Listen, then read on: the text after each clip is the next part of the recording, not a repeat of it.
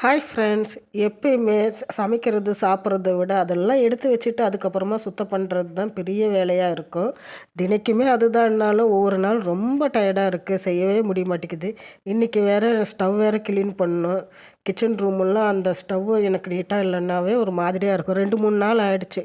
கொஞ்சம் உடம்பு முடியாமல் போயிடுச்சு, அதனால் அதை க்ளீனே பண்ணலை.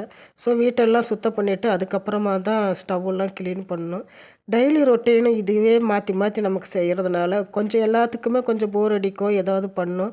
ஸோ இந்த மாதிரி வேலையெல்லாம் செய்யக்குள்ள நீங்கள் ஏதாவது உங்களுக்கு பிடிச்ச பாட்டோ இல்லை யாரோ பேசுகிறது இந்த மாதிரிலாம் கேளுங்க. உங்களுக்கு எந்த மாதிரி புக்கு ரிவ்யூலாம் இதெல்லாம் வருது அந்த மாதிரிலாம் கேட்டுட்டு நம்ம ஏதோ இந்த வேலை செஞ்சால் கொஞ்சம் மனசுக்கு இதாக இருக்கும். நான் எப்பயுமே இந்த மாதிரி வீடு துடைக்கக்குள்ள இந்த மாதிரி எல்லா வேலையும் முடிச்சுட்டு வீட்டில் யாரும் இல்லைன்னா ஏதோ ஒன்று போட்டு விட்டுட்டு அந்த இது நான் கேட்டுகிட்டே தான் நான் வேலை செய்வேன். உக்காந்து நான் டிவி பார்த்தேன்னா ஃபோனை பார்த்தேன்னா அது ரொம்பலாம் கம்மி தான். அது ரொம்பவே ரேர். நான் உக்காந்துட்டு ரொம்ப சும்மா உக்காந்துட்டு பார்க்குறதில்ல. இந்த மாதிரி வேலை செஞ்சுட்டே நமக்கு அது கேட்டால் போதும். எப்பயுமே எனக்கு பேசுகிறது கேட்குறதுங்கிறது தான் எனக்கு அதிகமான மனப்பாடமே ஆகும். ஸோ அந்த மாதிரி கேட்டுட்டே நான் இன்றைக்கி இந்த வேலையெல்லாம் செய்கிறேன். கண்டிப்பாக இன்றைக்கி ஸ்டவ் எல்லாம் க்ளீன் பண்ணியே ஆகணும். வீடெல்லாம் நல்லா தொடச்சி விட்டு ஸ்டவ் க்ளீன் பண்ணக்குள்ளே அதுக்கெல்லாம் தனியாக கிளாத்தெல்லாம் வாங்குகிறாங்க.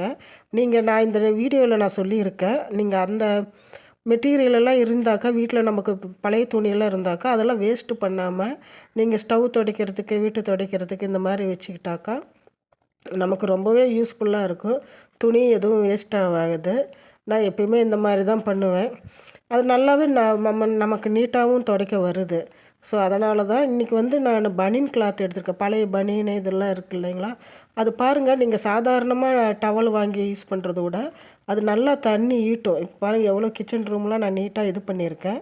இப்போ நான் காட்டுறேன். இந்த மாதிரி நீங்கள் பனியன் துணி வேஸ்ட் ஆகாமல் இருக்கிறதுக்கு நீங்கள் இந்த மெத்தேடு ஃபாலோ பண்ணுங்கள். அது நல்லா தண்ணி ஈட்டுது. இந்த மாதிரி ஸ்டவ் துடைக்கிறதுக்கு, நம்ம கிச்சன் ரூம் டாப்பு துடைக்கிறதுக்கு இதுக்கெல்லாம் நீங்கள் அதை வச்சுக்கிட்டாக்கா ரொம்பவே யூஸ்ஃபுல்லாக இருக்கும். இதெல்லாம் பழைய பனியனை நீங்கள் அந்த கை மாற்றங்களை அந்த கைப்பிடி மட்டும் கட் பண்ணி எடுத்துக்கோங்க. ஏன்னா நான் துடைக்கக்குள்ள நான் அதுவும் எடுத்திருக்கேன். அந்த ஸ்டவ்வில் இது நம்ம திருப்புறோம் இல்லையா, ஆன் பண்ணுறோம் இல்லையா, அதில் மாட்டி ஒவ்வொரு தடவை இதாகிடும், ஆன் ஆகிடும். ஸோ நீங்கள் அது வரைக்கும் கட் பண்ணி எடுத்துகிட்டு அதுக்கப்புறமா நீங்கள் நல்லா தண்ணியில் போட்டு நம்ம துடைக்க யூஸ் பண்ணிக்கலாம். நல்லாவே பனியன் துணினா உங்களுக்கு நல்லாவே தெரியும், நல்லா தண்ணி ஈட்டும். ஸோ அதனால் நமக்கு எந்த இதுவும் இல்லை. தனியாக இது வாங்குறதுல பெருசாக இருக்கிறதுனால நல்ல யூஸ்ஃபுல்லாகவும் இருக்குது. ஸோ நான் இந்த மாதிரி ஒரு சின்ன பக்கெட்டு வச்சுப்பேன் பக்கத்தில். நம்ம தொடச்சி அதை இது பண்ணிவிட்டு அப்புறமேட்டு போய் நான் அதெல்லாம் தண்ணியெல்லாம் அலசி எடுத்து வச்சுடுவேன். இந்த மாதிரி பனியன் துணி நல்லாவே தண்ணி ஈட்டும். அதனால தான் நான் இந்த இதை யூஸ் பண்ணுறேன். நல்லா நம்ம சோப் போட்டு நம்ம ஸ்டவ்வெல்லாம் நல்லாவே க்ளீன் பண்ணிவிட்டு அதுக்கப்புறமா நம்ம இந்த மாதிரி பண்ணாக்கா சூப்பராக இருக்குது. நீங்கள் 1க்கு 2 பனியன் வச்சுக்கிட்டாக்கா போதும். அதை அப்படியே நம்ம தொடச்சி எடுத்துகிட்டு சீக்கிரமாகவும் இது பண்ண பாருங்கள். அந்த இதில் டேபிள்லேருந்து இது வரைக்கும் நான் எல்லாமே இதில் தான் சுத்தம் பண்ணேன். ரொம்பவே நல்லாயிருக்கும். தண்ணி நல்லா ஈட்டும். ஒரு 4 தடவை இப்படி நமக்கு தொடச்சாலே நல்லாவே வந்துடும். நான் எப்பயுமே இது தான் யூஸ் பண்ணுவேன். இந்த கைப்பிடி சொன்னேன் இல்லைங்களா, இது நமக்கு இதில் மாட்டி ஆன் ஆகிடும். அதனால தான் நீங்கள் அதை கட் பண்ணி எடுத்துருங்க. நமக்கு ஸ்டவ் ஆஃப் பண்ணிவிட்டு தான் நம்ம பண்ணுவோம். இருந்தாலும் நமக்கு ஒரு சேஃப்டிக்கு நீங்கள் அது வரைக்கும் கட் பண்ணிவிட்டு எடுத்துகிட்டு நம்ம யூஸ் பண்ணாக்கா ரொம்பவே நல்லாயிருக்கும்.